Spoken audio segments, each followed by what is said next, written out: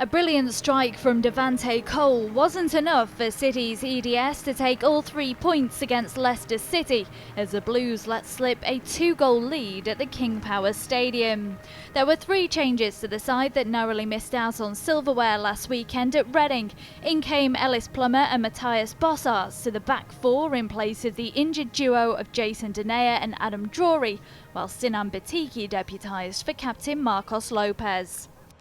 In what was a scrappy affair, there were few openings for both sides in the early exchanges. The only attempt of note was Batiki's free kick. The opening goal came just before the half hour out of nothing. Cole picked up a loose ball on the left, cut inside and curled it beautifully around Adam Smith in the Foxes' goal in what was a replica of his strike against Middlesbrough earlier this season. Leicester, who had won 6 of their last 7 games, nearly hit back immediately, Ian Lawler saving well from Tom Hopper when one-on-one. Cole should have doubled his and City's tally for the evening just before the break. Batiki surged forward and found the goal scorer, but he missed the target from 12 yards. The second half was only a few minutes old when Batiki had a glorious chance to score his 8th of the season, but again Smith pulled out a great save to deny the young Austrian with his fingertips. Foxes keeper Smith would have no answer to Olivier Ntcham's first strike for the under-21s. Sako Fofana found Batiki, who in turn fed Ntcham, and the Parisian forward took one touch and fired home into the bottom corner. Even the CCTV cameras felt the brunt of Ntcham's strike. 3 minutes later and Leicester halved the deficit. Jacob Blythe knocked down at the back post for Hopper to tap home. That goal gave the Foxes renewed hope and they began to exert pressure of their own on the City defence. Lawler called into action to stop Watson's goal-bound efforts. Then, like that of last Saturday, 2 goals in the space of 4 second-half minutes turned the tie on its head.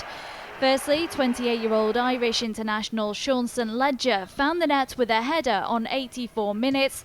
And with just 2 minutes to go, Hopper bagged his second of the night to complete the comeback when he again had the simplest of tasks to tap home from close range. The Blues did have one final chance to grab a point though. Jordi Hula found himself in acres of space but couldn't direct his header goalwards. City do have one more chance to secure a playoff place on Sunday in a must-win game against Aston Villa at the Etihad Stadium. But full time from the King Power Stadium, Leicester City 3, City 2. I think when you look at the game and the way we played and going 2-0 ahead and we played some really good football today and losing the game 3-2 is really frustrated but that's the way it is. I think we create so many chances again tonight and we only scored 2. Overall, if we analyse the game properly, I think we was by far the better team, of course, and I'm quite really pleased because we play some really good football and we create chances, but we didn't take them. I think everything is still in our hand.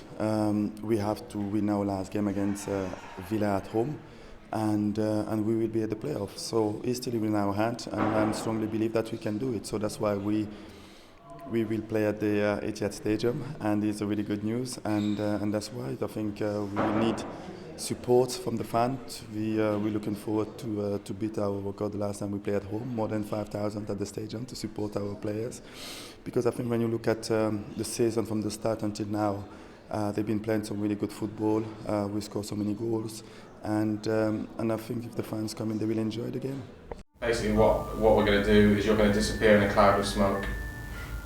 But you're not going to disappear right now. I'm going to make you disappear when we do the edit.